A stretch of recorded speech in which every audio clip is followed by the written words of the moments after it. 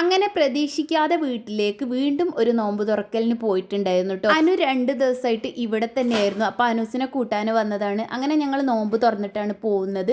അപ്പോൾ നമുക്കിന്ന് സ്നാക്സ് ആയിട്ട് സമൂസയും പഴംപൊരിയും അതുപോലെ തരിക്കഞ്ഞിയും ഉണ്ടായിരുന്നു. പിന്നെ പൈനാപ്പിൾ ജ്യൂസും ആണ് കേട്ടോ. അങ്ങനെ ബാങ്ക് കൊടുത്ത ശേഷം നോമ്പൊക്കെ തുറന്നു. അങ്ങനെ സ്നാക്സ് ഒക്കെ കഴിച്ചു. അത് കഴിഞ്ഞ് അസ്മൽക്കാക്ക പള്ളിയിലൊക്കെ പോയി. അപ്പോൾ പോയി വരുമ്പോഴേക്ക് ഡാനിമോനും അനൂസിനൊക്കെ ഞാൻ ഫുഡൊക്കെ കൊടുത്തു. അപ്പോൾ നമുക്കിന്ന് മെയിൻ ഫുഡായിട്ട് പത്തിരിയും അതുപോലെ ചിക്കൻ കറിയും മീൻ കറിയും പിന്നെ കുറച്ച് ചക്ക ഉണ്ടായിരുന്നു. അതൊക്കെ ഉപ്പേരി വെച്ചിട്ട് കടുകൊക്കെ ഇട്ട് വറവ് ചെയ്ത് വെച്ചിട്ടുണ്ട്. അതും എല്ലാം കൂടെ ആയിട്ട് നോമ്പൊക്കെ തുറന്നു. അങ്ങനെ നമ്മൾ അനുവിനെയും കൂട്ടിയിട്ട് കൊടുവള്ളിക്ക് പോരുകയാണ് കേട്ടോ. അപ്പോഴേക്കും നല്ല മഴയുടെ ലക്ഷണമൊക്കെ ഉണ്ട്, ഇടിമിന്നലൊക്കെ ഉണ്ടായിരുന്നു കേട്ടോ. അങ്ങനെ നമ്മൾ കൊടുവള്ളി എത്തുന്നതിന് മുമ്പ് തന്നെ മഴയൊക്കെ പെയ്തു തുടങ്ങി. പാവാട് എത്തിയപ്പോഴേക്ക് കുറച്ച് മഴയൊക്കെ കൊണ്ടു. അത് കഴിഞ്ഞിട്ട് നെല്ലാങ്കണ്ടി ഒരു പെട്രോൾ പമ്പിൽ കയറി നമ്മൾ കുറച്ച് സമയം വെയിറ്റ് ചെയ്തു. മഴയൊന്ന് കുറഞ്ഞപ്പോൾ കൊടുവള്ളി എത്തി. കൊടുവള്ളി എത്തിയ ശേഷം പിന്നെയും മഴ പെയ്തപ്പോൾ നമ്മൾ കുറച്ച് വെയിറ്റ് ചെയ്തിട്ടാണ് പിന്നെ വീട്ടിലേക്ക് പോയത്.